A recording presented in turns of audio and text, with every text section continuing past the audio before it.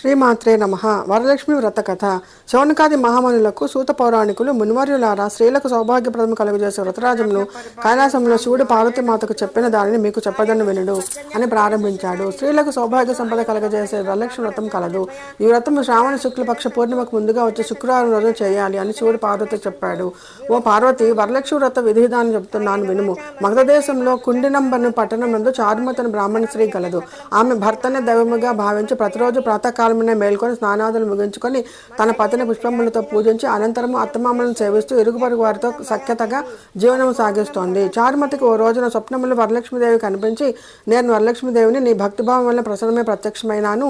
శ్రావణ శుక్ల పూర్ణిమకు ముందుగా వచ్చే శుక్రవారం రోజున ఎవరైతే భక్తి శ్రద్ధలతో నన్ను సేవిస్తారో వారి కోరిక నెరవేర్చగలను అని చెప్పగానే చారుమతి దేవి భక్తిభావంతో వరలక్ష్మీదేవికి ప్రదక్షిణ నమస్కారములు చేసి, నమస్తే సర్వ లోకానాం జనన్యే పుణ్యమూర్తయే శరణ్యే త్రిదిగ అద్వంజే విష్ణు వచ్చస్థలాలయే అని అనేక విధములుగా స్తోత్రం చేసి, ఓ జగన్మాత, నీ దయవల్ల జనులు ధన్యుల విద్వాంసులుగా సకల సంపదలు కలవారగుతున్నారు.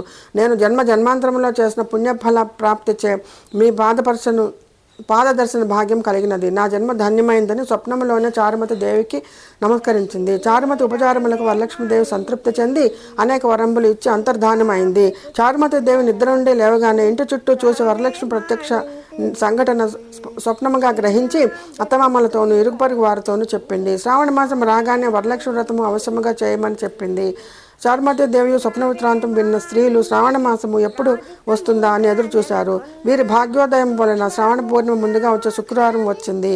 ఆ రోజున వరలక్ష్మీదేవి చెప్పిన రోజుగా గుర్తుంచుకొని ప్రాతకాలంలో లేచి స్నానాదులు గావించుకొని చిత్ర వస్త్రములు కట్టుకొని గృహంలో ఈశాన్య ప్రదేశంలో ఆవు పేడతో అలికి మంటపం ఏర్పరిచి అందుకు ఆసనము వైచి బియ్యం పోసి కలశమును ఏర్పరిచి దాని యందు వరలక్ష్మీదేవిని ఆవాహనము చేసింది.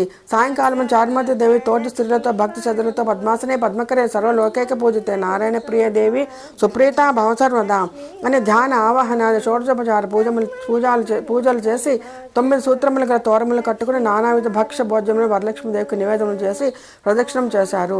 ఇట్లాగా మొదటి ప్రదక్షిణం చేయగానే ఆ స్త్రీలందరికీ కాళ్ళ ఎందు గల్లు గల్లుమని శబ్దము కలిగింది. ఆ శబ్దం ఎట్లా వచ్చిందని కాళ్ళని చూడగా గజ్జలు మొదలుగా ఆభరణములు కనిపించగా ఇది వరలక్ష్మీదేవి కటాక్షం భాగ్యమేనని చెప్పి చారుమతి దేవసుడు పరమానంతో రెండో ప్రదక్షిణం చేయగా హస్తములందు కన్నులు మిరుమిట్లు గొలిపే కాంతులకు నవరత్న ఖచ్చితమైన కంకణములు మొదలుగా ఆభరణంతోనూ మూడవసారి ప్రదక్షిణ సర్వభూషణ అలంకారం భూషితులయ్యారు. చారుమతి ఇల్లు స్వర్ణమయములే రథ గజ తురగ వాహనములతో సౌభాగ్యములతో నిండిపోయినది. అంత ఆ వ్రత ప్రభావం చేత స్త్రీలు గృహములను తీసుకొని పోవటకు వారి ఇంటి నుండి గుర్రములు, ఏనుగులు, రథములు, బండ్లు వరలక్ష్మీదేవిని పూజించిన ప్రాంతానికి వచ్చి నిలిచి ఉన్నవి.